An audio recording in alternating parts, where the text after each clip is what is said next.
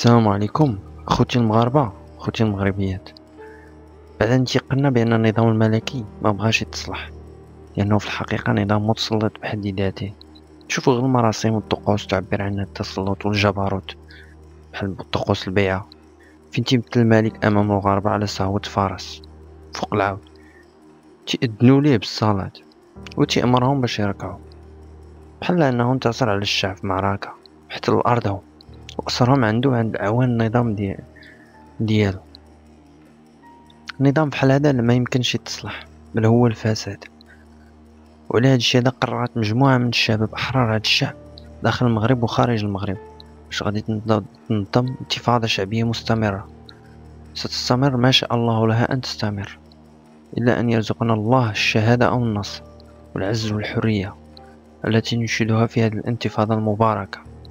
الانتفاضة هذه انتفاضة الشعب نابعة من الأعماق ديالو، تعبر عن اليأس ديال الشعب من كل الحركات والأحزاب والجماعات الدينية والعلمانية وغيرها والتنظيمات السابقة، حتى ما كان ما يسمى بحركة 20 فبراير.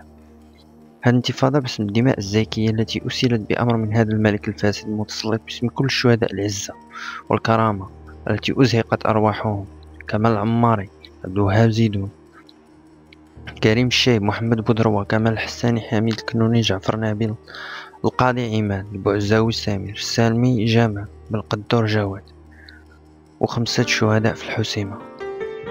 حنا تنقسمو بالدماء ديال هاد الشهداء هادو اللي استشهدوا من اجل الشعب المغربي كامل، باننا ما غاديش ننتصروا، ما غاديش نتراجعوا في الطلب ديال الحرية والكرامة حتى يسقط هاد الطاغية هذا وهذا النظام هذا المخزن المتسلط على رقاب العباد.